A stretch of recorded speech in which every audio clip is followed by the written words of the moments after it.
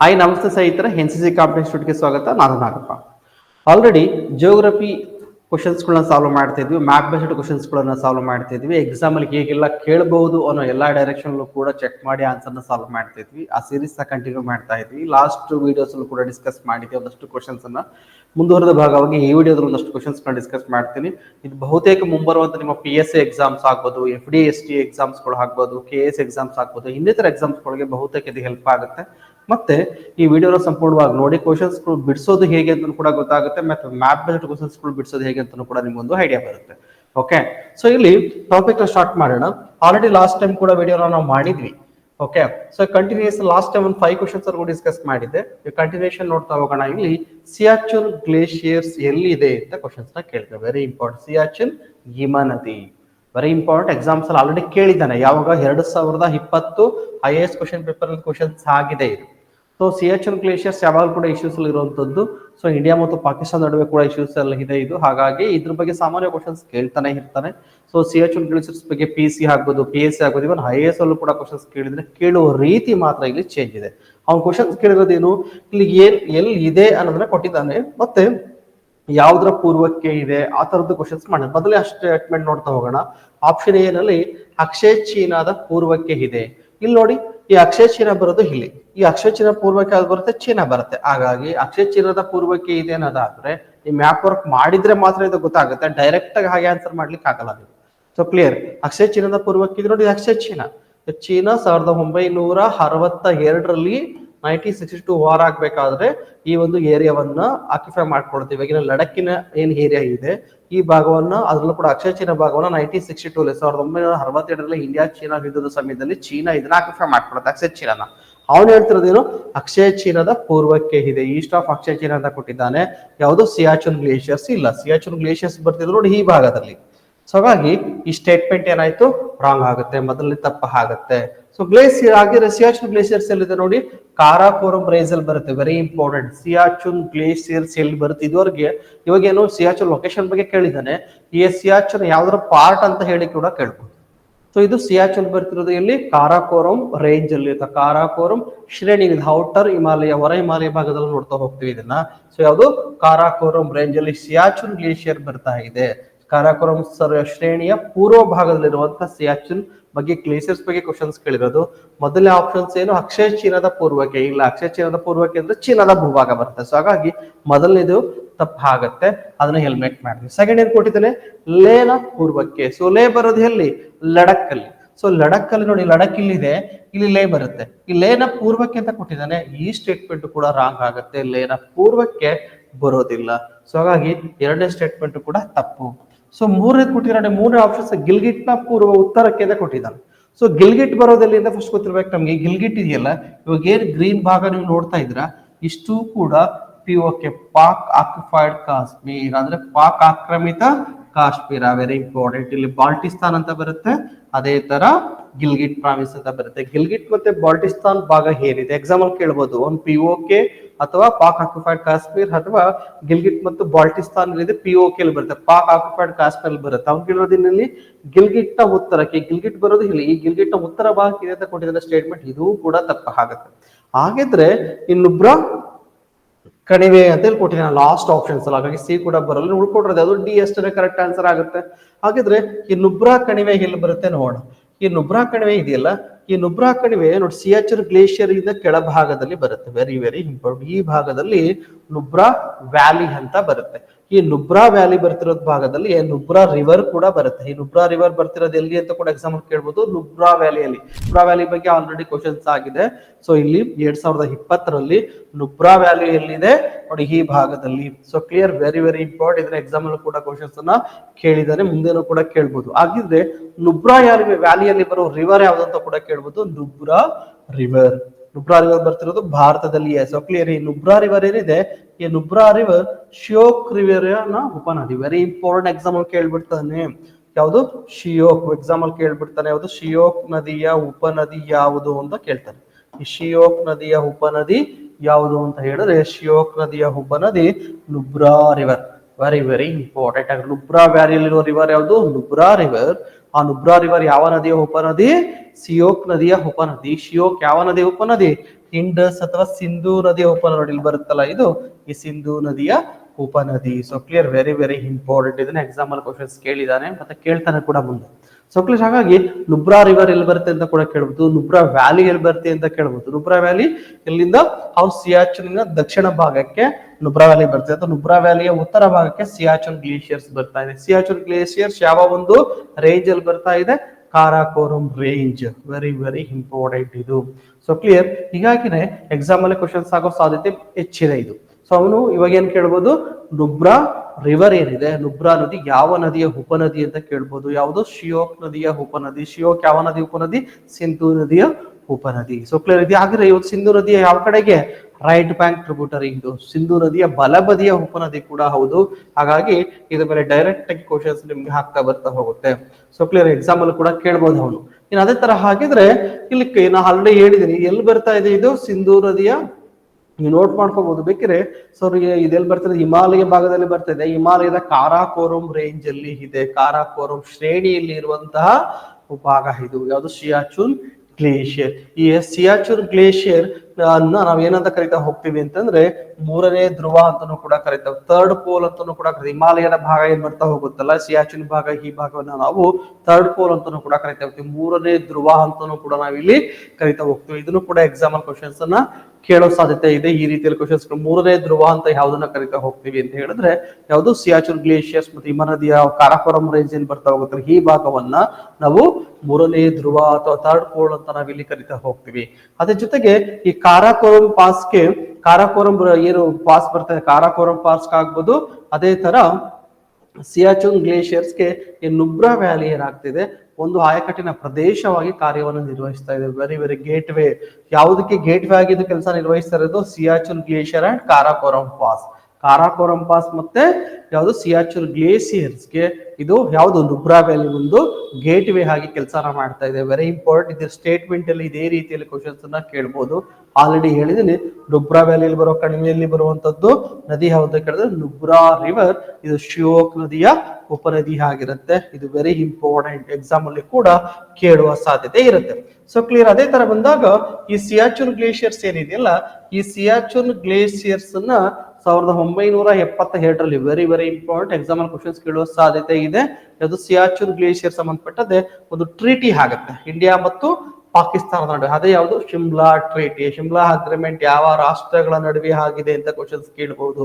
Shimla agreement ಆಗಿರೋದು ಭಾರತ ಮತ್ತು ಪಾಕಿಸ್ತಾನದ ನಡುವೆ 1972 ಜುಲೈ 2. Very very important.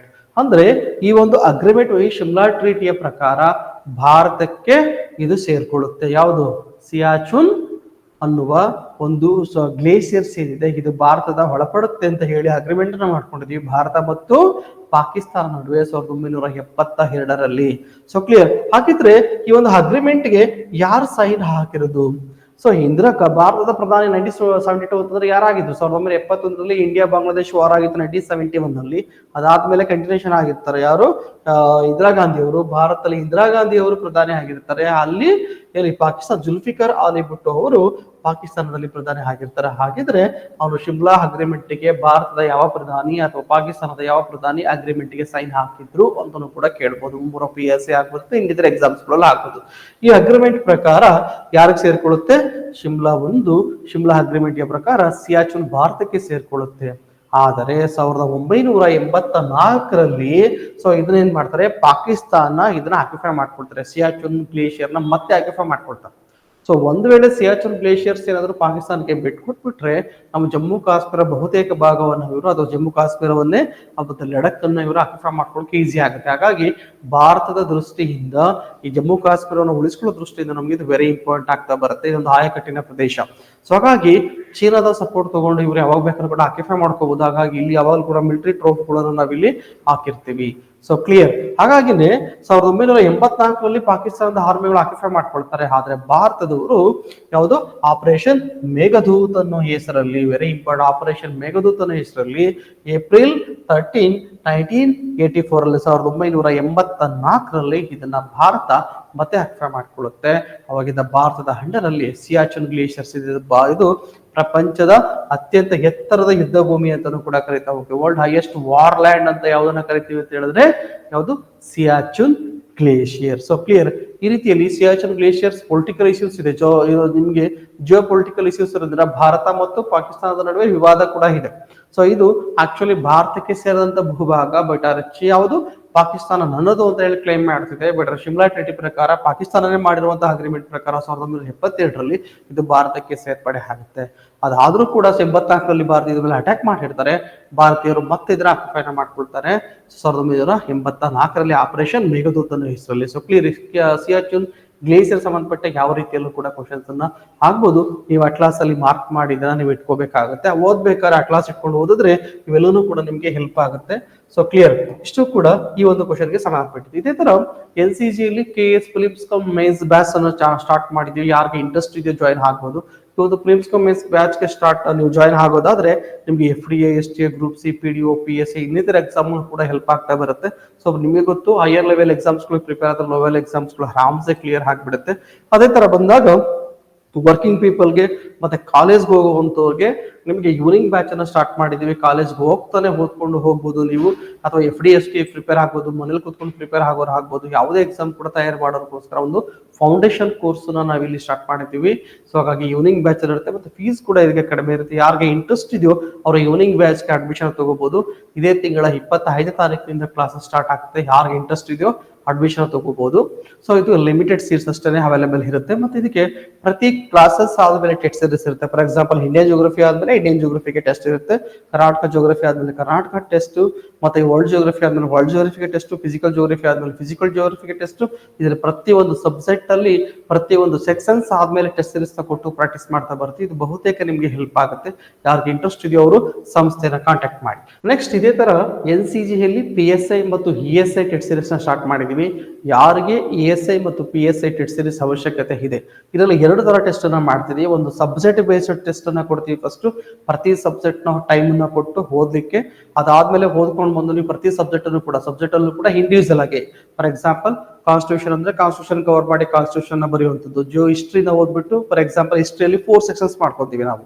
ಹೌದು, ಏನ್ಸಿಯಂಟ್ ಹಿಸ್ಟ್ರಿ ಓದಿ ancient history test, medieval history ಓದಿ ಮಿಡಿವಲ್ ಹಿಸ್ಟ್ರಿ ಟೆಸ್ಟ್. ಇದೇ ತರ ಮಾಡರ್ನ್ ಓದಿ ಮಾಡರ್ನ್ ಟೆಸ್ಟ್, ಕರ್ನಾಟಕ ಓದಿ ಕರ್ನಾಟಕ ಹಿಸ್ಟ್ರಿ ಟೆಸ್ಟ್. ಅಂದ್ರೆ ಈ ತರ ಈಚ್ ಅಂಡ್ ಎವ್ರಿಥಿಂಗ್ ಪ್ರತಿಯೊಂದು ಕೂಡ ಕವರ್ ಮಾಡ್ಲಿಕ್ಕೋಸ್ಕರ ನಾವು ಸೆಕೆಂಡ್ಸ್ ವೈಸ್ ಟೆಸ್ಟ್ ಅನ್ನು ಸ್ಟಾರ್ಟ್ ಮಾಡಿದೀವಿ. ಇಲ್ಲ ನಾವು ಆಲ್ರೆಡಿ ಓದಿದೀವಿ, ಕಾಂಪ್ರಹೆನ್ಸಿವ್ ಟೆಸ್ಟ್ ಬೇಕು, ಎಕ್ಸಾಮ್ ಹೇಗಿರುತ್ತೋ ಅದೇ ತರ ಅನ್ನೋದಾದ್ರೆ ಪೇಪರ್ 1 ಪೇಪರ್ 2 ಎರಡನ್ನೂ ಕೂಡ ನಿಮಗೆ ಕೊಟ್ಟು ಪ್ರಾಕ್ಟೀಸ್ ಮಾಡ್ತೀವಿ. ಯಾರಿಗೆ ಯಾವ ಟೆಸ್ಟ್ ಬೇಕು ಅನ್ನೋದನ್ನ ಕಾಂಟ್ಯಾಕ್ಟ್ ಮಾಡಿ. ಇದು ಕೂಡ ಕಡಿಮೆ ಅಮೌಂಟ್ಗೆ ನಿಮಗೆ ಅವೈಲೇಬಲ್ ಇದೆ. ಯಾರಿಗೆ ಇಂಟ್ರೆಸ್ಟ್ ಇದೆ ಅವರು ಕಾಂಟ್ಯಾಕ್ಟ್ ಅನ್ನ ಮಾಡ್ಬೋದು. ಸೊ ನೆಕ್ಸ್ಟ್ ನಾವು ಕ್ವಶನ್ಸ್ ನೋಡೋದಾದ್ರೆ ನೆಕ್ಸ್ಟ್ ಕ್ವಶನ್ಸ್ ನೋಡಿ, ಇಲ್ಲಿ ಕೆಳಗಿನ ಜೋಡಿಗಳನ್ನು ಪರಿಗಣಿಸಿ ಅಂತ ಕೊಟ್ಟಿದ್ದಾರೆ. 2019 UPSC ಅಲ್ಲಿ ಕೇಳಿರುವಂತಹ ಕ್ವಶನ್ಸ್ ಇದು. ಒಂದ್ ಕಡೆಗೆ ಸಮುದ್ರಗಳನ್ನ ಕೊಟ್ಟಿದ್ದಾರೆ, ಇನ್ನೊಂದು ಕಡೆಗೆ ಆ ಬೌಂಡ್ರಿಯನ್ನ ಶೇರ್ ಮಾಡುವಂತ ಕಂಟ್ರಿಗಳನ್ನ ಕೊಟ್ಟಿದ್ದಾರೆ. ಒಂದ್ ಕಡೆಗೆ ಸಮುದ್ರ ಕೊಟ್ಟಿದ್ದಾರೆ, ಇನ್ನೊಂದು ಕಡೆಗೆ ಆ ಸಮುದ್ರ ಜೊತೆಗೆ ಬೌಂಡ್ರಿ ಶೇರ್ ಮಾಡುವಂತ ಅದು ಯಾವ ರಾಷ್ಟ್ರಗಳು ಅಂತ ಕೊಟ್ಟಿದ್ದಾರೆ. ಜಸ್ಟ್ ನಾವು ಇದನ್ನ ನೋಡಿ ಸುತ್ತಲೂ ಸಮುದ್ರ ಸುತ್ತಲೂ ಇರುವಂತಹ ರಾಷ್ಟ್ರಗಳು ಯಾವ್ದಿವೆ, ಅದ್ರ ಮೇಲೆ ಯಾವ ತರ ಕ್ವಶನ್ಸ್ ಆಗ್ಬೋದು ಅಂತ ನಾವು ಇಲ್ಲಿ ನೋಡ್ತಾ ಹೋಗೋಣ. ಮೊದಲನೇದು ಹೈಡ್ರಾಟಿಕ್ ಸಿ ಅಂತ ಕೊಟ್ಟಿದ್ದಾರೆ. ಸೊ ನೋಡಿ ಇಲ್ಲಿ ಇವೆರಡು ಕೂಡ ಹೊಂದಾಣಿಕೆ ಆಗುತ್ತಾ ನೋಡೋಣ. ಹೈಡ್ರಾಟಿಕ್ ಸಿ ಅಲ್ಬೇನಿಯಾ. ಎಸ್, ನೀವು ಮ್ಯಾಪ್ ನೋಡಿದ್ರೆ ಮಾತ್ರ ಗೊತ್ತಾಗುತ್ತೆ. ಮ್ಯಾಪ್ ತೋರಿಸಿ ಆಮೇಲೆ ಹೇಳ್ತೀನಿ. ಇದು ಮೊದಲನೇ ಜೋಡಿ ಏನಾಗಿದೆ, ಕರೆಕ್ಟ್ ಆಗಿದೆ. ಎರಡನೇದು ಬ್ಲಾಕ್ ಸಿ ಕ್ರೊಯೇಷಿಯಾ ಅಂತಿದೆ, ಎರಡನೇದು ಬರೋದಿಲ್ಲ. ಸೊ ಕ್ಲಿಯರ್, ಫಸ್ಟ್ ಬರುತ್ತಾ ಇದೆ ಕರೆಕ್ಟ್ ಆಗಿದೆ, ಎರಡನೇದು ಬರೋದಿಲ್ಲ. ಸೊ ಎಕ್ಸಾಮ್ ಅಲ್ಲಿ ಕೂಡ ಕೇಳ್ಬೋದು, ಫಸ್ಟ್ ಬರ್ತಾ ಇದೆ ಅಂತ ಹೇಳಿದ್ರೆ ಕೇಳಕ್ಕೆ ಅವನು ಕರೆಕ್ಟ್ಲಿ ಮ್ಯಾಚ್ಡ್ ಅಂತ ಕೇಳೋದ್ರಿಂದ ಫಸ್ಟ್ ಇದನ್ನ ಎಲಿಮಿನೇಟ್ ಮಾಡ್ಬೋದು, ಸಿ ಏನೋ ಆಪ್ಷನ್ಸ್ ಎಲಿಮಿನೇಟ್ ಮಾಡ್ಬೋದು. ಸೊ ಸೆಕೆಂಡ್ ಬಂದಾಗ ಬ್ಲಾಕ್ ಸಿ ಕ್ರೊಯೇಷಿಯಾ ಜೊತೆ ಕನೆಕ್ಟ್ ಆಗಿದೆಯಾ, ಸೊ ಇಲ್ಲಿ ಕರೆಕ್ಟ್ ಆಗಿದೆ, ಇದು ಕರೆಕ್ಟ್ ಆಗಿದೆ. ಇದು ಸೆಕೆಂಡ್ ಇರೋದನ್ನ ಇಲ್ಲಿ ಇವಾಗ ಏನ್ ಮಾಡೋದು, ಬ್ಲಾಕ್ ಸಿ ಕ್ರೊಯೇಷಿಯಾ ಜೊತೆಗೆ ಬೌಂಡ್ರಿ ಶೇರ್ ಮಾಡ್ತಾನೆ ಕೊಟ್ಟಿದ್ದೇನೆ, ಕ್ರೊಯೇಷಿಯಾ ಜೊತೆಗೆ ಬೌಂಡ್ರಿ ಶೇರ್ ಮಾಡೋದಿಲ್ಲ. ಹಾಗಾಗಿ ನಾವು ಎಲಿಮಿನೇಟ್ ಮಾಡ್ತಿದ್ವಿ. 2 ಅನ್ನೋ ಆಪ್ಷನ್ಸ್ ಎಲ್ಲೆಲ್ಲಿ ಇದೆ ಅದನ್ನ ಎಲಿಮಿನೇಟ್ ಮಾಡಬಹುದು. ಡೈರೆಕ್ಟ್ ಆಗಿ ಆನ್ಸರ್ ಕೊಡ್ತಾಗ ನಮ್ಗೆ ಉಳಿದಿರುವಂತದ್ದು 3 ಕೂಡ ಬೇಕಾಗೋ ಅವಶ್ಯಕತೆ ಇಲ್ಲ. ಸೊ ಯಾವುದು ಆಪ್ಷನ್ B 1, 3 and 4 ಅನ್ನೋದು ಕರೆಕ್ಟ್ ಆಗಿರುತ್ತೆ. ಅಂತಂದ್ರೆ ಒಂದು ಇಲ್ಲಿ ಬ್ಲಾಕ್ ಸಿ ತಪ್ಪಾಗಿದೆ, ಕ್ಯಾಸ್ಪಿಯನ್ ಸಿ ಕಜಕಿಸ್ತಾನ್ ಕರೆಕ್ಟ್ ಆಗಿದೆ ಇದು. So clear. ಅದೇ ತರ ಮೇಡಿಟೇರಿಯನ್ ಜೊತೆಗೆ ಮೊರಾಕೊ ಆಫ್ರಿಕನ್ ಕಂಟ್ರಿ ಇದು ಕೂಡ ಕರೆಕ್ಟ್ ಆಗಿದೆ. ಇನ್ನು ರೈಟ್ ಸಿ ಸಿರಿಯಾ ಅಂತ ಕೊಟ್ಟಿದ್ದಾನೆ, ಇದು 100% ಬರೋದಿಲ್ಲ. ಸೊ ಈ ಆಪ್ಷನ್ ಬಿ ಅನ್ನೋದಿಲ್ಲಿ ಕರೆಕ್ಟ್ ಆನ್ಸರ್. ಅಂದ್ರೆ ಕೆಲವೊಂದನ್ನ ಎಲ್ಲಾನು ಕೂಡ ತಿಳ್ಕೊಂಡೇ ಬೇಕಾಗಿಲ್ಲ. ಕೆಲವೊಂದು ಕ್ವಶನ್ಸ್ ಗಳಿಗೆ 1 or 2 ಗೊತ್ತಿದ್ರು ಕೂಡ ಆನ್ಸರ್ ನಿಮಗೆ ಡೈರೆಕ್ಟ್ ಆಗಿ ಸಿಕ್ಬಿಡುತ್ತೆ. 1 2 3 3 4 ಕರೆಕ್ಟ್ ಅಂತ ಇರುತ್ತಲ್ಲ ಆ ತರ. ಬಟ್ ಆದ್ರೆ ಕೆಲವೊಂದು ಬರೀ 2 ಸ್ಟೇಟ್ಮೆಂಟ್ ಕರೆಕ್ಟ್ 3 ಸ್ಟೇಟ್ಮೆಂಟ್ ಕರೆಕ್ಟ್ ಅಂತ ಬಂದಾಗ ಜಸ್ಟ್ 50% ಅಷ್ಟೇ ಪುಷ್ ಮಾಡಕ್ಕಾಗುತ್ತೆ ನಿಮಗೆ. ಸೊ ಕ್ಲಿಯರ್, ಇದನ್ನು ನಿಮಗೆ ಕ್ಲಾರಿಟಿ ಇರಲಿ. ಯಾವ ಕ್ವಶನ್ಸ್ ನ ಓದಬೇಕು ಅಂತಂದಾಗ ಮ್ಯಾಪ್ ವರ್ಕ್ ಅನ್ನೋದು ಎಷ್ಟು ಇಂಪಾರ್ಟೆಂಟ್ ಆಗುತ್ತೋ ಅದೇ ರೀತಿಯಲ್ಲಿ ಕಂಟೆಂಟ್ ಬೇಸ್ಡ್ ಕ್ವಶನ್ಸ್ ಗಳು ಬರಬೇಕಾದಾಗ ಆನ್ಸರ್ ಮಾಡೋದು ಕೂಡ ಅಷ್ಟೇ. ನೆಕ್ಸ್ಟ್ ಮುಂದಿನ ದಿನಗಳಲ್ಲಿ ಡಿಸ್ಕಸ್ ಮಾಡ್ತಾ ಹೋಗ್ತೀವಿ. ಕಂಟೆಂಟ್ ಬೇಸ್ಡ್ ಕ್ವಶನ್ಸ್ಗಳು, ಕಾನ್ಸೆಪ್ಟ್ ಬೇಸ್ಡ್ ಕ್ವಶನ್ಸ್ಗಳು, ಸ್ಟಾಟಿಕ್ ಸ್ಟೇಟ್ಮೆಂಟ್ ಬೇಸ್ಡ್ ಕ್ವಶನ್ಸ್ಗಳು. ಸೊ ಈ ತರದೆಲ್ಲೂ ಕೂಡ ಡಿಸ್ಕಸ್ ಮಾಡ್ತಾ ಹೋಗ್ಬೇಕಾದ್ರೆ ನಿಮ್ಗೆ ಒಂದು ಎಕ್ಸಾಮ್ಗೆ ಪ್ರಿಪೇರ್ ಆಗ್ತಿದೆ ಅಂತಂದ್ರೆ ಎಷ್ಟು ಟೈಪ್ಸ್ ಅಲ್ಲಿ ಕ್ವಶನ್ಸ್ ನ ಕೇಳ್ತಾ ಇದ್ದಾನೆ, ಯಾವ ರೀತಿಯಲ್ಲಿ ಕ್ವಶನ್ಸ್ ನ ಕೇಳ್ತಿದ್ದಾನೆ ಅನ್ನೋದನ್ನ ಪ್ರಿಪೇರ್ ಆಗ್ಬೇಕು. ನೀವು ಜಸ್ಟ್ ಜನರಲ್ ಆಗಿ ಪ್ರಿಪೇರ್ ಆಗ್ತಾ ಇತ್ತು ಅಂದ್ರೆ ಆಗೋದಿಲ್ಲ. ಹಾಗಾಗಿ ಪ್ರತಿಯೊಂದು ಕ್ವಶನ್ಸ್ ನ ಬಿಡಿಸಬೇಕಾದ್ರೆ ಅದ್ರ ಬ್ಯಾಕ್ ಗ್ರೌಂಡ್ ಗೊತ್ತಿರಬೇಕಾಗುತ್ತೆ. ನೀವು ಸುಮಾರಾಗಿ previous year question paper back ground ಎಲ್ಲ ಕೊಟ್ಕೊಂಡು ರಿವರ್ಸ್ ಇಂಜಿನಿಯರಿಂಗ್ ಮೆಥಡ್ ಅಲ್ಲಿ ವರ್ಕೌಟ್ ಮಾಡ್ಕೊಂಡು ಹೋಯ್ತು ಅಂದ್ರೆ ಮೆಜಾರಿಟಿ ಕ್ವಶನ್ಸ್ ಗೆ ನೀವು ಆನ್ಸರ್ ಅನ್ನ ಹೇಳ್ಬಿಡ್ಬೋದು. ಅಂದ್ರೆ ನಿಯರ್ಲಿ 20% ಕ್ವಶನ್ಸ್ ಗಳಿಗೆ ಆನ್ಸರ್ ಸಿಗ್ಬಿಡುತ್ತೆ ಪ್ರೀವಿಯಸ್ ಇಯರ್ ಕ್ವಶನ್ ಪೇಪರ್ ನ ಕರೆಕ್ಟ್ ಆಗಿ ನೀವು ಎಲ್ಲಾ ಎಕ್ಸಾಮ್ಸ್ ಗಳನ್ನ ಬಿಡಿಸಿದ್ರೆ, ಅದು ಯಾವುದೇ ಎಕ್ಸಾಮ್ ಆದ್ರೂ ಕೂಡ. ಹಾಗಾಗಿ ಆ 20% ಕ್ವಶನ್ಸ್ ಕೂಡ ತುಂಬಾ ಇಂಪಾರ್ಟೆಂಟ್ ಆಗಿರುತ್ತೆ, ಮತ್ತೆ ಎಕ್ಸಾಮ್ ಗೆಲ್ಲಲಿಕ್ಕೆ ನಿಮ್ಗೆ ಹೆಲ್ಪ್ ಆಗುತ್ತೆ. ಸೊ ಕ್ಲಿಯರ್, ಹಾಗಾಗಿ ಪ್ರೀವಿಯಸ್ ಇಯರ್ ಕ್ವಶನ್ ಪೇಪರ್ ಅನ್ನ ಕಂಪಲ್ಸರಿ ಬಿಡಿಸುವಂತ ಅಭ್ಯಾಸವನ್ನ ನೀವು ಮಾಡ್ಕೊಳ್ಳಿ. ಸೊ ಕ್ಲಿಯರ್ ಆಗಿದ್ರೆ ಇಲ್ಲಿ ಒಂದೊಂದನ್ನೇ ಡಿಸ್ಕಸ್ ಮಾಡ್ತಾ ಹೋಗೋಣ. ಆಪ್ಷನ್ ಬಿ ಅನ್ನೋದಲ್ಲಿ ಕರೆಕ್ಟ್ ಆನ್ಸರ್ ಆಗಿರುತ್ತೆ. 1, 3 and 4 ಮಾತ್ರ ಕರೆಕ್ಟ್ ಆಗಿದೆ, ಬಾಕಿ ತಪ್ಪಾಗಿದೆ. ಹಾಗೆ ಯಾವ್ಯಾವ ರಾಷ್ಟ್ರಗಳು ಯಾವ್ರ ಜೊತೆಗೆ ಬೌಂಡರಿನ ಶೇರ್ ಮಾಡಿವೆ ಅಂತ ನೋಡ್ತಾ ಹೋಗೋಣ. ಇಲ್ಲಿ ಮೊದಲನೇ ಯಾವ್ದು ಕೊಟ್ಟಿದ್ವಿ ನಾವಿಲ್ಲಿ, ಅಡ್ರಿಯಾಟಿಕ್ C.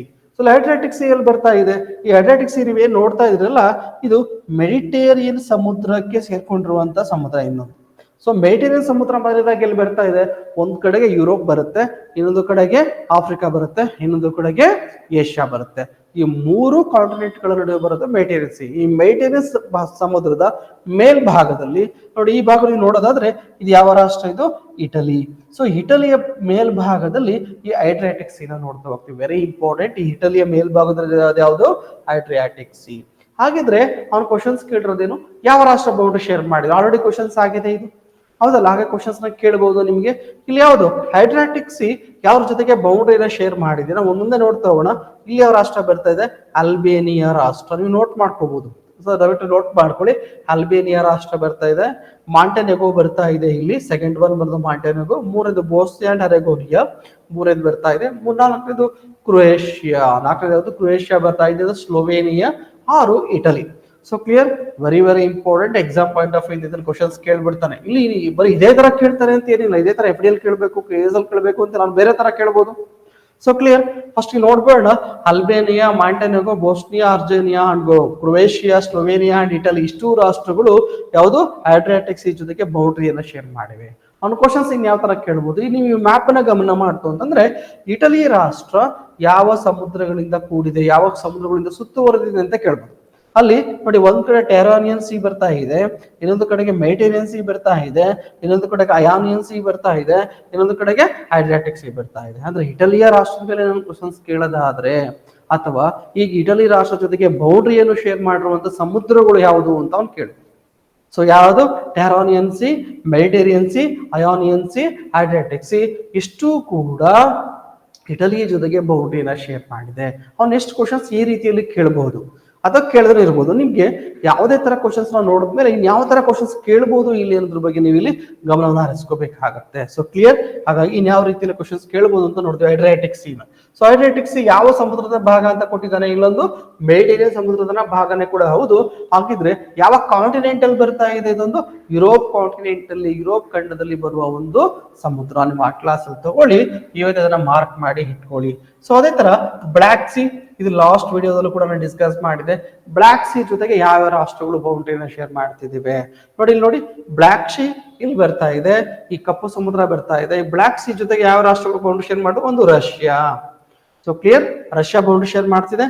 Second one Georgia, next Turkey, next Bulgaria, ಆಮೇಲೆ ರೊಮೇನಿಯಾ, ಆಮೇಲೆ ಯುಕ್ರೇನ್. ಸೊ ಮ್ಯಾಕ್ಸಿಮಮ್ ಕ್ವಶನ್ಸ್ ಕೇಳೋ ಸಾಧ್ಯತೆ ಇದೆ. ರಷ್ಯಾ ಮತ್ತು ಉಕ್ರೇನ್ ನಿಮ್ಗೆ ಜಿಯೋ ಪಾಲಿಟಿಕ್ಸ್ ಇಶ್ಯೂಸ್ ನಡೀತಾ ಇದೆ. ಸೊ ಹಾಗಾಗಿ ನೀವು ಇದ್ರ ಮೇಲೆ ಬಹುಶಃ ಇದು ಇಶ್ಯೂಸ್ ಅಲ್ಲೇ ಇರೋದ್ರಿಂದ ಕ್ವಶನ್ಸ್ ಅನ್ನ ಮತ್ತೊಂದು ಬಾರಿ ಕೇಳೋ ಸಾಧ್ಯತೆ ಕೂಡ ಇರುತ್ತೆ. ಸೊ ಹಾಗೆ ಬ್ಲಾಕ್ ಸಿ ಜೊತೆಗೆ ಬೌಂಡ್ರಿನ ಶೇರ್ ಮಾಡ್ತಿರೋದು. ಸೊ ಬ್ಲಾಕ್ ಸಿ ಜೊತೆಗೆ ಯಾವುದು? Russia, Georgia, Turkey, Bulgaria, Romania, Ukraine. ಅದೇ ತರ ಈ ರಷ್ಯಾ ಮತ್ತು ಉಕ್ರೇನ್ ನಡುವೆ ಒಂದು ಸಿ ಬರ್ತಾ ಇದ್ರೆ ಅಜೋ ಸಿ ಅಂತ, ಸಿ ಆಫ್ ಅಜೋ ಅಂತ, ಅಜೋವಾ ಸಮುದ್ರ ಅಂತ ಕರಿತಾ ಹೋಗ್ತಾರೆ. ಅಜೋ ಸಮುದ್ರ ಯಾವ ರಾಷ್ಟ್ರಗಳ ನಡುವೆ ಇದೆ ಅಂತ ನಡುವೆ ಕೇಳಬಹುದು? ಯುಕ್ರೇನ್ ಮತ್ತೆ ರಷ್ಯಾ ನಡುವೆ ಇದೆ. ನಾವು ಲಾಸ್ಟ್ ವಿಡಿಯೋಲ್ಲೂ ಕೂಡ ನಾವು ಡಿಸ್ಕಸ್ ಮಾಡಿದೆ. ಆತರ ಬ್ಲಾಕ್ ಸಿ ಯಾವ ರಾಷ್ಟ್ರಗಳ ಜೊತೆಗೆ ಬೌಂಡ್ರಿ ಶೇರ್ ಮಾಡಿ ಅದು ಕೂಡ ಹೇಳಿದೀವಿ. ಈ ಬ್ಲಾಕ್ ಸಿ ಜೊತೆ ಕೆಳಗಡೆ ಬಂದ್ರೆ ಇಲ್ಲೊಂದು ಮರ್ಮರ ಸಮುದ್ರ ಅಂತ ಬರ್ತಿದೆ. ಟರ್ಕಿ ರಾಷ್ಟ್ರದಲ್ಲಿ ಬರುವಂತ ಸಮುದ್ರ, ವೆರಿ ಇಂಪಾರ್ಟೆಂಟ್. ಸುತ್ತಲೂ ಕೂಡ ಯಾವ ರಾಷ್ಟ್ರ ಸುತ್ತುವರೆದಿದೆ? ಇಲ್ಲಿ ಟರ್ಕಿ ರಾಷ್ಟ್ರ. ಅದರಿಂದ ಕೆಳಗಡೆಗೆ ಬಂದ್ರೆ ಈ ಮೇಡಿಟೇರಿಯನ್ ಸಮುದ್ರದ ಇನ್ನೊಂದು ಭಾಗದಿಂದ ಅಜೆನ್ಸಿ ಬರ್ತಾ ಹೋಗುತ್ತೆ ಈ ಭಾಗದಲ್ಲಿ.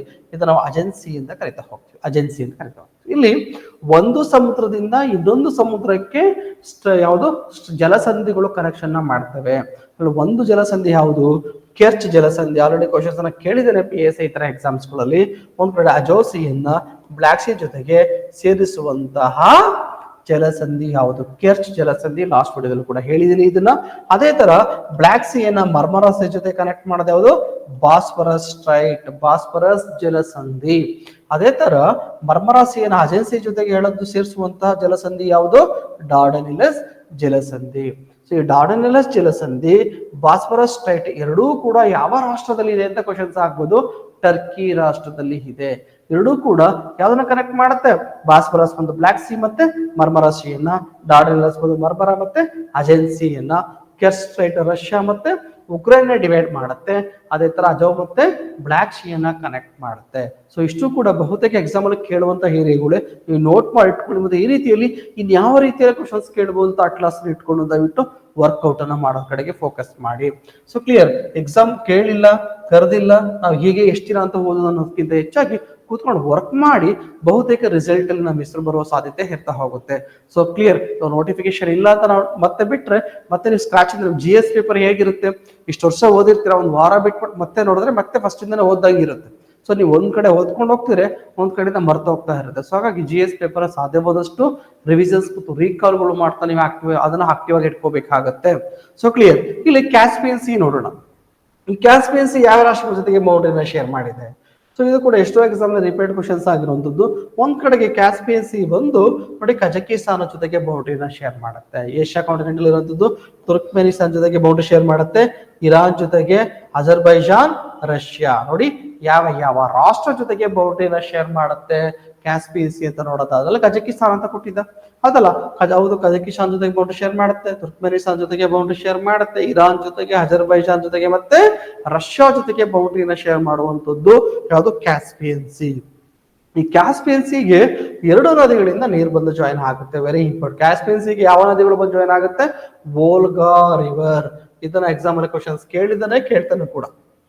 ಸೊ ಕ್ಲಿಯರ್, ಹೌದು ವೋಲ್ಗಾ ರಿವರ್. ಸೊ ಎಕ್ಸಾಮ್ ಅಲ್ಲಿ ಕೂಡ ಕ್ವಶನ್ಸ್ ಅನ್ನ ಕೇಳಿದಾನೆ. ವೋಲ್ಗಾ ರಿವರ್ ನದಿ ಯಾವ ಒಂದು ಸಮುದ್ರಕ್ಕೆ ಸೇರ್ಕೊಳ್ಳುತ್ತೆ? ವೋಲ್ಗಾ ರಿವರ್ ಬಂದು ಸೇರ್ಕೊಳ್ಳೋದಲ್ಲಿ ಕ್ಯಾಸ್ಪಿಯನ್ ಸಿಗೆ ಸೇರ್ಕೊಳ್ಳುತ್ತೆ. ಯಾಕಂದ್ರೆ ಯಾವುದು? ರಷ್ಯಾ ಲಾಂಗೆಸ್ಟ್ ರಿವರ್ ಕೂಡ ಯಾವುದು? Volga river. ಸೊ ಹೀಗಾಗಿ ಉರಾಲ್ ರಿವರ್ ಬಂದು ಯಾವ್ರಿಗೆ ಸೇರ್ಕೊಳ್ಳುತ್ತೆ? ಕ್ಯಾಸ್ಪಿಯನ್ ಸಮುದ್ರಕ್ಕೆ ಬಂದು ಸೇರ್ಕೊಳ್ಳುತ್ತೆ. ಸೊ ಕ್ಯಾಸ್ಪಿಯನ್ ಸಮುದ್ರಕ್ಕೆ ಸೇರೋ ಎರಡು ಪ್ರಮುಖ ನದಿಗಳು ಯಾವುದು? ಉರಾಲ್ ಮತ್ತೆ ಯಾವುದು? Volga river. ಎರಡೂ ಕೂಡ ಇಲ್ಲಿ ಇಂಪಾರ್ಟೆಂಟ್ ಆಗುತ್ತೆ ಎಕ್ಸಾಮ್ ದೃಷ್ಟಿಯಿಂದ. ಸೊ ನೀವು ಇದನ್ನ ನೋಡ್ಕೋಬೇಕಾಗುತ್ತೆ. ಕ್ಯಾಸ್ಪಿಯನ್ ಸಿಗೆ ಸೇರುವಂತ ನದಿಗಳು ಯಾವುವು ಅನ್ನೋದು ಗೊತ್ತಿರಬೇಕಾಗುತ್ತೆ. ಅದೇ ತರ ಮೆಡಿಟೇರಿಯನ್ ಸಮುದ್ರ ಅಂತ ಕೊಟ್ಟಿದ್ದ. ಈ ಮೆಡಿಟೇರಿಯನ್ ಸಮುದ್ರ ಜೊತೆಗೆ ಯಾವುದು ಬೌಂಡರಿ ಶೇರ್ ಮಾಡ್ತಿದೆ ಅಂತ ಹೇಳಿ ಕೇಳಿದ್ದ. ಮೊರಾಕೋ ಬಗ್ಗೆ ಕೊಟ್ಟಿದ್ದಾರೆ. ಅದೇ ತರ ಈ ನಿಮ್ಗೆ ಆಲ್ರೆಡಿ ಹೇಳಿದಿರಿ ಮೆಡಿಟೇರಿಯನ್ ಸಮುದ್ರ ಏನಿದೆ, ಈ ಮೆಡಿಟೇರಿಯನ್ ಸಮುದ್ರ ಒಂದ್ ಕಡೆಗೆ ಆಫ್ರಿಕಾ ಜೊತೆಗೆ, ಇನ್ನೊಂದು ಕಡೆಗೆ ಯುರೋಪ್ ಜೊತೆಗೆ, ಇನ್ನೊಂದು ಕಡೆಗೆ ಏಷ್ಯಾ ಜೊತೆಗೆ ಬೌಂಡ್ರಿಯನ್ನ ಶೇರ್ ಮಾಡುವ ಒಂದು ಸಮುದ್ರ ಇದೊಂದು. So clear. ಹಾಗಿದ್ರೆ ಈ ಮೆಡಿಟೇರಿಯನ್ ಸಮುದ್ರ ಯಾವ್ದಾವ್ದ್ರ ಜೊತೆಗೆ ಬೌಂಡ್ರಿ ಶೇರ್ ಮಾಡ್ತಿದೆ ಅಂತ ನೋಡ್ತಾ ಹೋಗೋಣ. ಯುರೋಪಿಯನ್ ಕಾಂಟಿನೆಂಟ್ ಅಲ್ಲಿ ಯಾವ ಯಾವ ರಾಷ್ಟ್ರಗಳು ಬರ್ತವೆ ಅಂತ ಫಸ್ಟ್ ನೋಡ್ತಾ ಹೋಗೋಣ. ಇಲ್ಲಿ ಯುರೋಪಿಯನ್ ರಾಷ್ಟ್ರ ಜೊತೆಗೆ ಫಸ್ಟ್ ನೋಡೋದಾದ್ರೆ ಸ್ಪೈನ್ ರಾಷ್ಟ್ರ ಬೌಂಡ್ರಿನ ಶೇರ್ ಮಾಡುತ್ತೆ.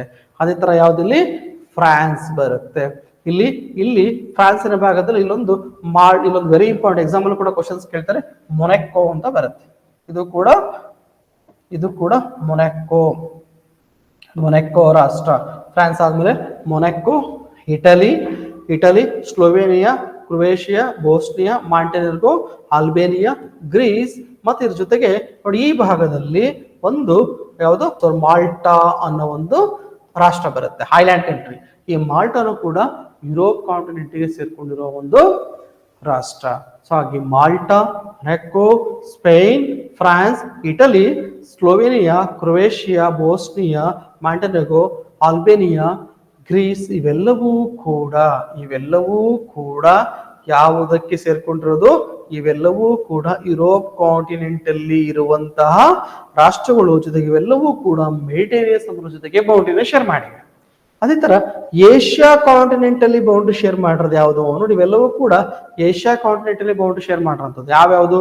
Turkey, Cyprus, Syria, Lebanon, Israel ಇವೆಲ್ಲವೂ ಕೂಡ ಏಷ್ಯಾ ಕಾಂಟಿನೆಂಟ್ ಅಲ್ಲಿ.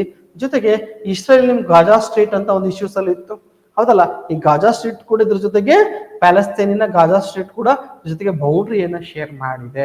ಇದು ಏಷ್ಯಾ ಕಾಂಟಿನೆಂಟ್ ಅಲ್ಲಿ ಇರುವಂತಹ ರಾಷ್ಟ್ರಗಳು ಮೆಡಿಟರೇನಿಯನ್ ಸಮುದ್ರದ ಜೊತೆಗೆ ಬೌಂಡ್ರಿಯನ್ನ ಶೇರ್ ಮಾಡಿವೆ. ಅದೇ ತರ ಆಫ್ರಿಕಾದ ಯಾವ ರಾಷ್ಟ್ರಗಳು ನಿಮಗೆ ಮೆಡಿಟರೇನಿಯನ್ ಸಮುದ್ರದ ಜೊತೆಗೆ ಬೌಂಡ್ರಿ ಶೇರ್ ಮಾಡಿವೆ ಅಂತ ಕೇಳಬಹುದು. ಆಫ್ರಿಕಾದ ಈಜಿಪ್ಟ್ ರಾಷ್ಟ್ರ, ಲಿಬಿಯಾ, ಟ್ಯುನೇಷಿಯಾ, ಅಲ್ಜೀರಿಯಾ, ಮೊರಕ್ಕೋ ಇವೆಲ್ಲವೂ ಕೂಡ ಮೆಡಿಟೇರಿಯನ್ ಸಮುದ್ರವನ್ನ ಸುತ್ತುವರೆದಿರುವಂತಹ ರಾಷ್ಟ್ರಗಳು ಎಲ್ಲಿ? ಆಫ್ರಿಕಾ ಕಾಂಟಿನೆಂಟ್ ಅಲ್ಲಿ. So clear. ಅವನು ಆಫ್ರಿಕಾದಾದ್ರೂ ಕೂಡ ಕೇಳಿ, ಏಷ್ಯಾದಲ್ಲಾದ್ರೂ ಕೂಡ ಕೇಳಿ, ಇವೆಲ್ಲ ಕೂಡ ನೋಟ್ ಮಾಡಿ ಇಟ್ಕೊಳ್ಳಿ. ಬರೀ ನೋಟ್ ಮಾಡಿ ಇಟ್ಕೊಳ್ಳೋದಷ್ಟೇ ಇಲ್ಲ, ಮ್ಯಾಪ್ ವರ್ಕ್ ನ ಮಾಡ್ಕೊಟ್ರೆ ಬಹುತೇಕ ನಿಮ್ಗೆ ಹೆಲ್ಪ್ ಆಗುತ್ತೆ. So clear. ಹಾಗಾಗಿ ಇದ್ರ ಮೇಲೆ ಸ್ವಲ್ಪ ನೀವು ನೆನಪಲ್ಲಿ ಇಟ್ಕೋಬೇಕಾಗತ್ತೆ.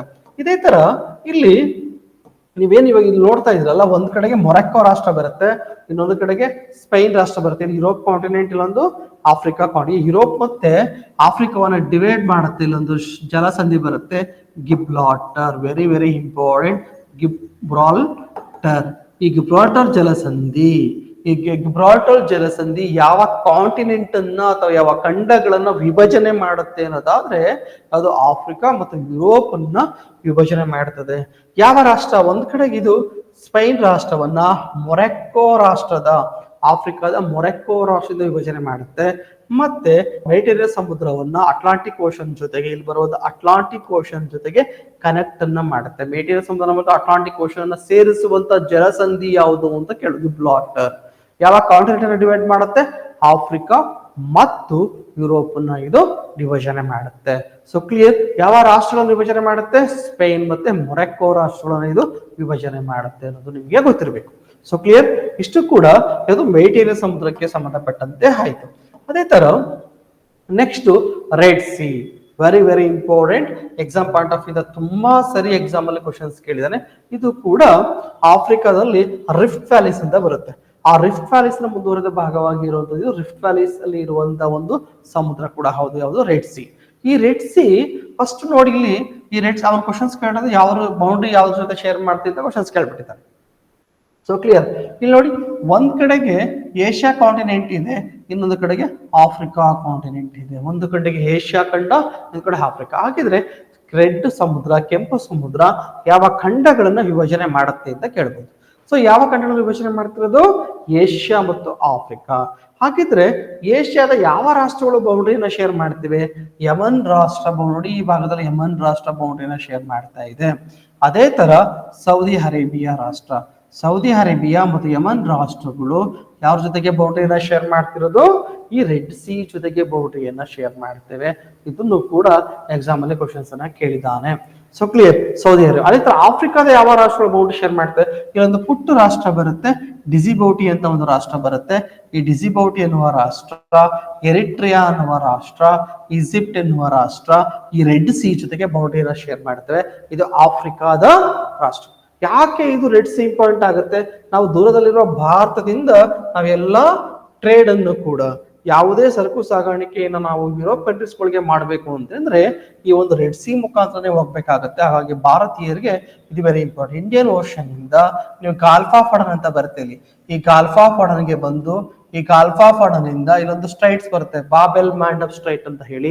ಆ ಬಾಬೆಲ್ ಮ್ಯಾಂಡಬ್ ಸ್ಟ್ರೈಟ್ ಗೆ ಬಂದು ಬಾಬೆಲ್ ಮ್ಯಾಂಡಬ್ ಸ್ಟ್ರೈಟ್ ಇಂದ ರೆಡ್ ಸಿಗೆ ಹೋಗಿ ಈ ರೆಡ್ ಸಿ ಮುಖಾಂತರ ಸುಯೋಜ್ ಕ್ಯಾನಲ್ ಬರುತ್ತೆ, ಇಲ್ಲಿ ಆ ಸುಯೋಜ್ ಕಾಲುವೆ ಈಜಿಪ್ಟ್ ರಾಷ್ಟ್ರದಲ್ಲಿ ಬರುತ್ತೆ. ಸುಯೋಜ್ ಕಾಲುವೆ ಮುಖಾಂತರ ಮೆಡಿಟರೇನಿಯನ್ ಸಮುದ್ರಕ್ಕೆ ಹೋಗಿ ಅಲ್ಲಿಂದ ನಾವು ಯುರೋಪಿಯನ್ ಕಂಟ್ರೀಸ್ ಗಳಿಗೆ ಕನೆಕ್ಟ್ ಆಗ್ಬಿಡ್ತೀವಿ.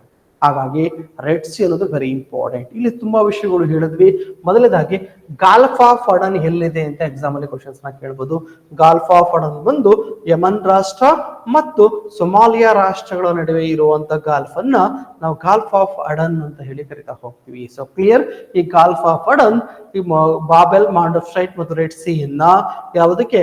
ಇಂಡಿಯನ್ ಓಷನ್ ಜೊತೆಗೆ ಕನೆಕ್ಷನ್ ಮಾಡುತ್ತೆ, ಅಥವಾ ಅರೇಬಿಯನ್ ಓಷನ್ ಸಿಯ ಜೊತೆಗೆ, ಅರೇಬಿಯನ್ ಸಮುದ್ರದ ಜೊತೆಗೆ ಗಾಲ್ಫ್ ಆಫ್ ಅಡನ್ ಯಾವುದನ್ನ ಕನೆಕ್ಟ್ ಮಾಡುತ್ತದೆ? ರೆಡ್ ಸಿ ಅನ್ನ ಕನೆಕ್ಟ್ ಮಾಡುತ್ತೆ ಬಾಬೆಲ್ ಮ್ಯಾಂಡಬ್ ಸ್ಟ್ರೈಟ್ಸ್ ಮುಖಾಂತರ. So clear. ಎಕ್ಸಾಂಪಲ್ ಹೇಗ್ ಬೇಕಾದ್ರೂ ಕೂಡ ಕ್ವಶನ್ಸ್ ಅನ್ನ ಕೇಳ್ಬೋದು. ಹಾಗಿದ್ರೆ ಇಲ್ಲಿ ಯಾವ ಸ್ಟ್ರೈಟ್ಸ್ ಬರುತ್ತೆ ಅಂತ ಹೇಳಿದೆ ನೋಡಿ, ಇಲ್ಲೊಂದು ಹೇಳ್ತಿದೆ ಗಾಲ್ಫ್ ಆಫ್ ಅಡನ್ ಮತ್ತು ರೆಡ್ ಸಿ. ಈ ಗಾಲ್ಫ್ ಆಫ್ ಅಡನ್ ಮತ್ತು ರೆಡ್ ಸಿ ನಡುವೆ ಇರುವಂತಹ ಸ್ಟ್ರೈಟ್ ಯಾವುದು? ಬಾಬೆಲ್ ಮ್ಯಾಂಡಬ್ ಸ್ಟ್ರೈಟ್ ನೋಟ್ ಮಾಡ್ಕೋಬೇಕು. ಇವೆಲ್ಲೂ ಕೂಡ ಎಕ್ಸಾಂಪಲ್ ಕ್ವಶನ್ಸ್ ಕೇಳ್ತಾನೆ. ಬಾಬೆಲ್ ಮ್ಯಾಂಡ್ ಆಫ್ ಸ್ಟ್ರೈಟ್, ಈ ಬಾಬೆಲ್ ಮ್ಯಾಂಡ್ ಆಫ್ ಸ್ಟ್ರೈಟ್ ಯಾವುದನ್ನ ಡಿವೈಡ್ ಮಾಡ್ತಾ ಅಂತ ಕೇಳಿದ್ರೆ ಏಷ್ಯಾ ಕಾಂಟಿನೆಂಟ್ ಅನ್ನ ಆಫ್ರಿಕಾ ಕಾಂಟಿನೆಂಟ್ ಇಂದ, ಏಷ್ಯಾವನ್ನ ಆಫ್ರಿಕಾದಿಂದ ಡಿವೈಡ್ ಮಾಡೋದು ಯಾವುದು? Babel and of straight. ಇದು PSI ಕೇಳಬಹುದು, KS ಕೇಳಬಹುದು, ಅಥವಾ UPSC ಕೇಳಬಹುದು. ಓಕೆ, ಹಾಗಿದ್ರೆ ಆಫ್ರಿಕಾದಲ್ಲಿ ಯಾವ ರಾಷ್ಟ್ರ ಬರುತ್ತೆ? ಆಗ್ಲೇ ಹೇಳೋದಲ್ಲ, ಡಿಜಿಬೌಟಿ ಅನ್ನುವ ಒಂದು ರಾಷ್ಟ್ರ. ಆಫ್ರಿಕಾದಲ್ಲಿ ಡಿಜಿಬೌಟಿ ರಾಷ್ಟ್ರ ಏಷ್ಯಾದ ಯಮನ್ ರಾಷ್ಟ್ರವನ್ನ ಡಿವೈಡ್ ಮಾಡದೆ ಬಾಬೆಲ್ ಮ್ಯಾಂಡ್ ಆಫ್ ಸ್ಟ್ರೈಟ್. ಯಾವುದನ್ನ ಸೇರಿಸ್ತಾ ಇದೆ? ಇದು ಗಾಲ್ಫ್ ಆಫ್ ಅಡನ್ ಅನ್ನ ರೆಡ್ ಸಿ ಜೊತೆಗೆ ಸೇರಿಸ್ತಾ ಇದೆ. ಅದೇ ತರ ಇಲ್ಲಿ ಯಾವುದು ನಿಮಗೆ ರೆಡ್ ಸಿ ಇಂದ ಮುಂದೆ ಹೋಯ್ತು ಅಂತಂದ್ರೆ ಯಾವ ಕ್ಯಾನಲ್ ಬರುತ್ತೆ ಅಂತ ಹೇಳಿದ್ರೆ ನಿಮಗೆ ಸುಯೋಜ್ ಕ್ಯಾನಲ್ ಬರುತ್ತೆ ಅಂತ ಹೇಳಿದೆ. ಈ ಸುಯೋಜ್ ಕ್ಯಾನಲ್ ಯಾವ್ದನ್ನ ಕನೆಕ್ಟ್ ಮಾಡ್ತಿದೆ? ರೆಡ್ ಸಿ ಅನ್ನ ಮೆಡಿಟೇರಿಯನ್ ಸಿ ಜೊತೆಗೆ ಕನೆಕ್ಟ್ ಮಾಡುತ್ತೆ. ಈ ಸುಯೋಜ್ ಕ್ಯಾನಲ್ ಬರ್ತಿರೋದಲ್ಲಿ ಈಜಿಪ್ಟ್ ರಾಷ್ಟ್ರದಲ್ಲಿ. ಸೊ ಕ್ಲಿಯರ್, ಈಜಿಪ್ಟ್ ರಾಷ್ಟ್ರದಲ್ಲಿ ಇದೆ.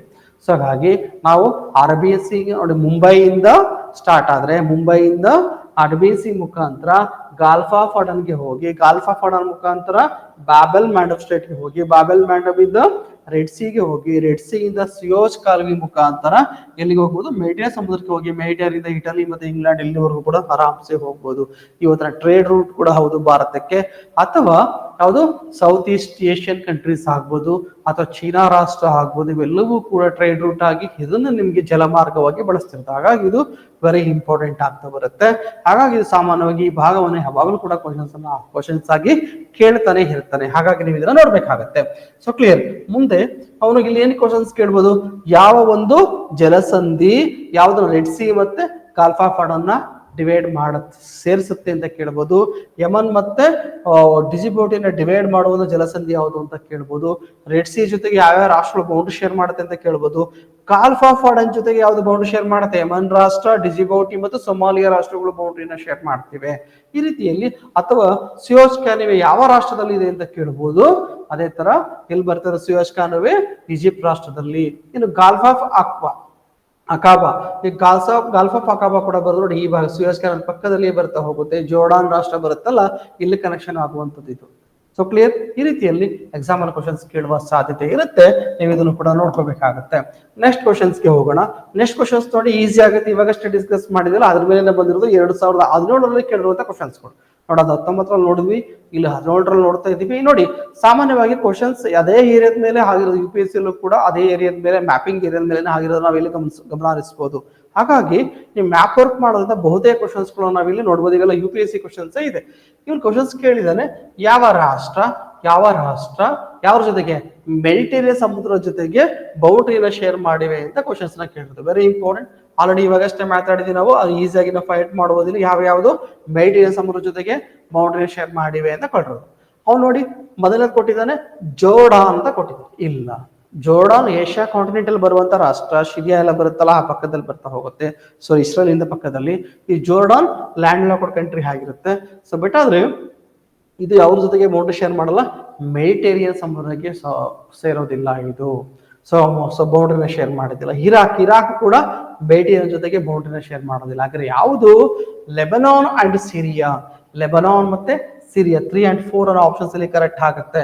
ಜೋರ್ಡಾನ್ ಬರೋದಿಲ್ಲ ಅಂತ ಹೇಳಿದಟ್ಟಿಗೆ ತಪ್ಪು ಅಂತ ಹೇಳಿ ಆಪ್ಷನ್ ಎ ಮತ್ತೆ ಆಪ್ಷನ್ ಬಿ ನ ಹೆಲ್ಪ್ ಮಾಡಬಹುದು. ಇರಾಕ್ ಬರೋದಿಲ್ಲ ಅಂದ್ರೆ ಆಪ್ಷನ್ ಬಿ ನ ಎಲಿಮಿನೇಟ್ ಮಾಡಬಹುದು. ಕರೆಕ್ಟ್ ಆನ್ಸರ್ ಅಲ್ಲಿ ಸಿ ಹಾಕ್ಬಿಡತ್ತೆ. So clear. ಮ್ಯಾಪ್ ವರ್ಕ್ ಮಾಡಿದ್ರೆ ಈಸಿಯಾಗಿ ನಾವಿಲ್ಲಿ ಆನ್ಸರ್ ಅನ್ನ ಫೈಂಡ್ ಔಟ್ ಮಾಡಬಹುದು. ಇಲ್ಲಿ ಏನ್ ಮಾಡಿದ್ರೆ ಏಷ್ಯಾ ಕಾಂಟಿನೆಂಟ್ ಅಲ್ಲಿ ಇರುವಂತಹ ಕಂಟ್ರೀಸ್ ನ ಕೊಟ್ಬಿಟ್ಟು ಇದು ಯಾವ್ದು ಬೌಂಡ್ರಿ ಶೇರ್ ಮಾಡ್ತಿದೆ ಮೆಡಿಟೇರಿಯನ್ ಜೊತೆಗೆ ಅಂತ ಹೇಳಿ ನಾವು ಹಾಲೇನೆ ಹೇಳಿದ್ವಿ. ಸಿರಿಯಾ ಬೌಂಡ್ರಿ ಶೇರ್ ಮಾಡ್ತಾ ಇತ್ತು, ಹೌದಲ್ಲ? ಸಿರಿಯಾ ಮಾಡ್ತಿದೆ, ಲೆಬನಾನ್ ಮಾಡ್ತಾ ಇದೆ, ಟರ್ಕಿ ಮಾಡ್ತಿದೆ, ಸಿಪ್ರಸ್ ಮಾಡ್ತಿದೆ, ಹೌದಲ್ಲ? ಇವೆಲ್ಲವೂ ಕೂಡ ಬೌಂಡ್ರಿ ಶೇರ್ ಮಾಡ್ತಿರೋದು ಏಷ್ಯಾ ಕಾಂಟಿನೆಂಟ್ ಅಲ್ಲಿ, ಹೌದಲ್ವಾ? ಇವಾಗ ಗಾಜಾ ಸ್ಟ್ರೀಟ್ ಕೂಡ ಬೌಂಡ್ರಿ ಶೇರ್ ಮಾಡುತ್ತೆ. ಸೊ ಆದ್ರೆ ಯಾವ್ದು ಮಾತ್ರ ಮಾಡ್ತಿಲ್ಲ? ಏಷ್ಯನ್ ಕಂಟ್ರೀಸ್ ಅಷ್ಟೇ ಕೇಳಿರೋದು. ಇನ್ನು ಹಾಗೆ ಅವನ ಎಕ್ಸಾಮ್ ಏನ್ ಕೇಳೋದು? ಏಷ್ಯಾ ಕಂಟ್ರೀಸ್ಗಳು ಯಾವುದು, ಆಫ್ರಿಕಾ ಕಂಟ್ರೀಸ್ ಯಾವುದು, ಅಥವಾ ಯುರೋಪಿಯನ್ ಕಂಟ್ರೀಸ್ಗಳು ಯಾವುದು ಅಂತ ಕೇಳ್ಬೋದು. ಸೊ ಯಾವುದು? ಮೆಡಿಟೇರಿಯನ್ ಸಮುದ್ರ ಸಂಬಂಧಪಟ್ಟಾಗೆ. ಸಾಮಾನ್ಯವಾಗಿ ಈ ಮೆಡಿಟೇರಿಯನ್ ಮೇಲೆ ಯಾವಾಗಲೂ ಕೂಡ ಕ್ವಶನ್ಸ್ ಆಗ್ತಾ ಇರ್ತದೆ. ಕ್ಲೈಮೇಟ್ ಮೇಲೆ ಆಗ್ಬೋದು, ಅಥವಾ ಜಿಯೋಗ್ರಫಿಕಲ್ ಲೊಕೇಶನ್ಸ್ಗಳ ಮೇಲೆ ಆಗ್ಬೋದು, ಯಾವುದೋ ರೀತಿಯಲ್ಲಿ ಕ್ವಶನ್ಸ್ಗಳಂತ ಸರ್ವೇ ಸಾಮಾನ್ಯವಾಗಿ ಕ್ವಶನ್ಸ್ ಆಗುತ್ತೆ. ಕೆಲವೊಂದು ಬಾರಿ ಮೆಡಿಟೇರಿಯನ್ ಕ್ಲೈಮೇಟ್ ಕಂಡೀಷನ್ ಬಗ್ಗೆ ಕೂಡ ಕ್ವಶನ್ಸ್ ಆಗ್ಬಿಡುತ್ತೆ. ಸೊ ಮುಂದಿನಗಳಲ್ಲಿ ಸ್ಟೇಟ್ಮೆಂಟ್ ವೈಸ್ ಕ್ವಶನ್ಸ್ಗಳು ಬಂದಾಗ ನೋಡೋಣ. ಇಲ್ಲ ಆಲ್ರೆಡಿ ನಾವು ಡಿಸ್ಕಸ್ ಮಾಡೋದನ್ನ ಮತ್ತೆ ನಾವು ರಿಪೀಟ್ ಮಾಡ್ತೀವಿ ನೋಡಿ. ಯುರೋಪ್ ಕಾಂಟಿನೆಂಟ್ ಯಾವ್ದು ಬೌಂಡ್ರಿ ಶೇರ್ ಮಾಡ್ತೇವೆ? ಆಲ್ರೆಡಿ ಹೇಳಿದ್ರೆ ಫ್ರಾನ್ಸ್ ಜೊತೆಗೆ ಫ್ರಾನ್ಸ್, ಸ್ಪೇನ್, ಮತ್ತೆ ಇಲ್ಲಿ ಬರುವಂತದ್ದು ಮೊನಾಕೋ ರಾಷ್ಟ್ರ, Italy, Slovenia, Croatia, Bosnia, Montenegro, Albania, Greece ರಾಷ್ಟ್ರಗಳ ಜೊತೆಗೆ ಯುರೋಪ್ ಕಾಂಟಿನೆಂಟ್ ಜೊತೆ ಬೌಂಡರಿ ಶೇರ್ ಮಾಡ್ತಾರೆ. ಅದೇ ತರ Cyprus, Turkey, Syria, Lebanon, Israel ಜೊತೆಗೆ ಏಷ್ಯಾ ಕಾಂಟಿನೆಂಟ್. ಅವ್ರು ಇದನ್ನ ಇಟ್ಟುಕೊಂಡು ಕ್ವಶನ್ಸ್ ನ ಕೇಳಿದ್ರೆ ಏಷ್ಯಾ ಕಾಂಟಿನೆಂಟ್ ಬಗ್ಗೆ. So clear. ಇನ್ನು Egypt, Libya, Algeria, Tunisia, Morocco, Africa ರಾಷ್ಟ್ರಗಳು ಇರುವಂತಹ ರಾಷ್ಟ್ರಗಳು ಇದು ಬೌಂಡ್ರಿನ ಶೇರ್ ಮಾಡಿದೆ ಯಾವುದು ಮೈಟಿನ ಜೊತೆಗೆ. So clear. ಇಷ್ಟು ಕೂಡ ಇಂಪಾರ್ಟೆಂಟ್ ಆಯ್ತು, ಆಲ್ರೆಡಿ ನೋಡಿದೀವಿ, ಹಂಗಾಗಿ ಹಿಂದಿನ ಕ್ವಶನ್ಸ್ ಇದಕ್ಕೆ ಅಪ್ಲೈ ಮಾಡ್ಕೊಳ್ಳಿ ಸಾಕಾಗುತ್ತೆ. ನೆಕ್ಸ್ಟ್ ಕ್ವಶನ್ಸ್ ಕೇಳಿದ್ದಾನೆ 2017ರಲ್ಲಿ UPSC ಕೇಳಿರುವಂತಹ ಕ್ವಶನ್ಸ್ ಇದು. ಕೆಳಗಿನ ಯಾವ ಭೌಗೋಳಿಕ ಗ್ರೇಟ್ ನಿಕೋಬಾರ್ಗೆ ಹತ್ತಿರದಲ್ಲಿದೆ ಅಂತ ಕೊಟ್ಟಿದ್ದಾನೆ. ಅಂದ್ರೆ ಅದು ಸುಮತ್ರಾ, ಬೋರ್ನಿಯಾ, ಜಾವಾ, ಶ್ರೀಲಂಕಾ ಅಂತ 4 ಆಪ್ಷನ್ಸ್ ಕೊಟ್ಟು ಯಾವುದು ಭಾರತದ ಗ್ರೇಟ್ ನಿಕೋಬಾರ್ ಐಲ್ಯಾಂಡ್ಗೆ ಹತ್ತಿರದಲ್ಲಿ ಇದೆ ಅಂತ ಕ್ವಶನ್ಸ್ ನ ಕೇಳ್ತಾನೆ. ಸೊ ಗ್ರೇಟ್ ನಿಕೋಬಾರ್ ಐಲ್ಯಾಂಡ್ ಬರ್ತಿರೋದಿಲ್ಲಿ ಅಂಡಮಾನ್ ನಿಕೋಬಾರ್ ಅಂತ ಐಲ್ಯಾಂಡ್ ಬರ್ತಲ್ಲ, ಅದರಲ್ಲಿ ಅಂಡಮಾನ್ ಬೇರೆ, ಆಕ್ಚುಲಿ ನಿಕೋಬಾರ್ ಬೇರೆ. ಆ ನಿಕೋಬಾರ್ ಅಲ್ಲಿ ಗ್ರೇಟ್ ನಿಮಗೆ ಕಾರ್ ನಿಕೋಬಾರ್ ಅಂತೆಲ್ಲ, little Nicobar, car Nicobar, great Nicobar ಅಂತ ಡಿವೈಡ್ ಮಾಡ್ಕೊಳ್ತೀವಿ. ಅದು ಗ್ರೇಟ್ ನಿಕೋಬಾರ್ ಐಲ್ಯಾಂಡ್ ಇಲ್ಲಿ ಬರುತ್ತೆ. ಈ ಗ್ರೇಟ್ ನಿಕೋಬಾರಿನ ಐಲ್ಯಾಂಡ್ ಯಾವುದಕ್ಕೆ ಹತ್ರ ನೋಡಿ, ಶ್ರೀಲಂಕಾ ಎಲ್ಲಿ ಬರುತ್ತೆ, ಅದ್ ಬಿಟ್ಟರೆ ಹತ್ರದಲ್ಲಿ ಬರೋದು ಸುಮತ್ರಾ ಐಲ್ಯಾಂಡ್. ಹಾಗಾಗಿ ಯಾವುದು ಹತ್ರ ಆಗ್ತಾ ಬರುತ್ತೆ ನಿಮ್ಗೆ, ಸುಮತ್ರಾ ಅನ್ನೋ ಆಪ್ಷನ್ಸ್ ಅಲ್ಲಿ ಡೈರೆಕ್ಟ್ ಆಗಿ ನಿಮ್ಗೆ ಕರೆಕ್ಟ್ ಆಗುತ್ತೆ. ಸುಮತ್ರಾ ಐಲ್ಯಾಂಡ್ ಇಲ್ಲಿ ಭಾರತಕ್ಕೆ ಹತ್ರದಲ್ಲಿ ಇರುವಂತದ್ದು, ಇಲ್ಲಿ ಕೊಟ್ಟಿರುವಂತ ಆಫ್ರಿಕಾ ಆಪ್ಷನ್ಸ್ ಅಲ್ಲಿ ಬಂದ್ರೆ. ಹಾಗಾಗಿ ಇಲ್ಲಿ ನೋಡಿ ಯಾವ್ದು ಬರುತ್ತೆ, ನಿಮ್ಗೆ ಆಗ್ಲೇ ಹೇಳ್ದಂಗೆ ಅಂಡಮಾನ್ ಮತ್ತೆ ನಿಕೋಬಾರ್ ಅನ್ನೋ ಐಲ್ಯಾಂಡ್ಗಳು ಬೇರೆ ಬೇರೆ. ಹೇಳ್ಬೇಕಾದ್ರೆ ಅಂಡಮಾನ್ ನಿಕೋಬಾರ್ ಅಂತ ಹೇಳ್ತೀವಿ, ಆದ್ರೆ ಈ ಅಂಡಮಾನ್ ನಿಕೋಬಾರ್ ನಾವು ಕಾರ್ ನಿಕೋಬಾರ್, ಲಿಟಲ್ ನಿಕೋಬಾರ್, ಅದೇ ತರ ಯಾವುದು ಗ್ರೇಟರ್ ನಿಕೋಬಾರ್ ಅಂತ ಡಿವೈಡ್ ಮಾಡ್ಕೊಳ್ತೀವಿ. ಗ್ರೇಟರ್ ನಿಕೋಬಾರ್ ಐಲ್ಯಾಂಡ್ಗೆ ನಿಯರೆಸ್ಟ್ ಯಾವ್ದು ಅಂತ ಒಂದು ಕೇಳಿದ್ದು. ಈ ಗ್ರೇಟರ್ ನಿಕೋಬಾರ್ ಐಲ್ಯಾಂಡ್ ಅಲ್ಲಿಯೇ ಭಾರತ ದಕ್ಷಿಣದ ಕೊನೆಯ ಭಾಗ, ಉತ್ತರದಲ್ಲ, ಭಾರತ ದಕ್ಷಿಣದ ಕೊನೆಯ ಭಾಗ ಯಾವುದು ಅಂತ ಕೇಳಿದ್ರೆ ಗ್ರೇಟ್ ನಿಕೋಬಾರ್ ಐಲ್ಯಾಂಡ್ ಅಲ್ಲಿ ಇಂದಿರಾ ಪಾಯಿಂಟ್ ಅಂತ ಬರುತ್ತೆ. ಇಂದಿರಾ ಪಾಯಿಂಟ್ ಭಾರತದ ದಕ್ಷಿಣದ ತುತ್ತ ತುದಿ.